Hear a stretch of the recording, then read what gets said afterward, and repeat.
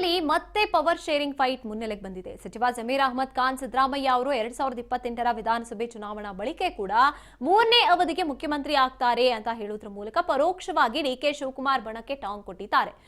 ವಿಧಾನಸಭೆಯ ಉಪಚುನಾವಣೆ ಮುಗಿದ ಬಳಿಕ ಡಿಕೆ ಶಿವಕುಮಾರ್ ಅವರನ್ನ ಬೆಂಬಲಿಸುವಂತಹ ಶಾಸಕರ ನಿಯೋಗ ದೆಹಲಿಗೆ ಹೋಗೋಕೆ ನಿರ್ಧರಿಸಿದ್ದು, ಡಿಕೆ ಶಿವಕುಮಾರ್ ಅವರಿಂದ ಅಧಿಕಾರ ಹಸ್ತಾಂತರ ಮಾಡಬೇಕು ಅಂತ ಪ್ರತಿಪಾದಿಸುವುದಕ್ಕೆ ಪ್ಲಾನ್ ಮಾಡಿದ್ದಾರೆ ಎನ್ನಲಾಗ್ತಾ ಇದೆ. ಎಲ್ಲೋದ್ರು ಒಂದೇ ಮಾತು ಹೇಳ್ತಾರದು, ಇಲ್ಲ ಸರ್ ಮೇಟಿ ಅವರು ತುಂಬಾ ಕೆಲಸ ಮಾಡಿದ್ದಾರೆ, ಇಲ್ಲಿ ಅವ್ರಿಗೇನೋ ಮತ ಕೊಡೋದು. ಹೋದ ಸದ್ಯದಲ್ಲಿ ಕಡಿಮೆ ಅಂತರದಲ್ಲಿ ಅವ್ರು ಗೆದ್ದಿದ್ರು.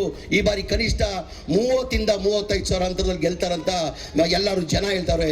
ದಯಮಾಡಿ ನಿಮ್ಮಲ್ಲಿ ಸರ್ಕಾರ ನಮ್ಮಿದೆ, ಹಕ್ಕು. ನೀವೇನು ಮತ ಕೊಡಬೇಕಾಗಿರೋದು ಅದಕ್ಕಿಂತ ಜೊತೆ ಇವ್ರ ಹಕ್ಕಿ ಇವ್ರ ತಂದೆಯವ್ರ ಹಕ್ಕಿದ್ದು. ತಾವು ಮೇಟಿ ಅವ್ರನ್ನ ಆಯ್ಕೆ ಮಾಡಿದ್ದು 5 ವರ್ಷಕ್ಕಂತ ತಾವು ಆಯ್ಕೆ ಮಾಡಿದ್ರು. ಮಧ್ಯದಲ್ಲಿ ನಮಗೆಲ್ಲ ಬಿಟ್ಟೋಗ್ತಂತ ನಾವು ಯಾರೂ ನಿರೀಕ್ಷೆ ಇಟ್ಟಿಲ್ಲ. ಆ ಹಕ್ಕನ್ನ ಅವ್ನ ಮಗನಿಗೆ ಕೊಡಬೇಕು. ಇನ್ನ 2 ವರ್ಷ ಸರ್ಕಾರ ಇದೆ, ಇನ್ನು ಒಳ್ಳೆ ಅಭಿವೃದ್ಧಿ ಕೆಲಸ ಮಾಡಕ್ಕೆ ಸಾಧ್ಯ ಆಗಿದೆ. ನಮ್ಮ ನಾಯಕರಾದಂಥ ಸಿದ್ದರಾಮಯ್ಯ ಅವರು 28ವರೆಗೂ ಮುಖ್ಯಮಂತ್ರಿ ಆಗ್ತಾರೆ. 28 ಆದ್ಮೇಲೆ ಜನ ಸುಲಭವಾಗಿ ಅವ್ರು ಬಿಡಲ್ಲ. ಮುಂದೇನೂ ಅವ್ರು ಮುಖ್ಯಮಂತ್ರಿ ಆದ್ರೆ ಆಶ್ಚರ್ಯ ಇಲ್ಲ. ದಯಮಾಡಿ ನಿಮ್ಮಲ್ಲಿ ಕೈ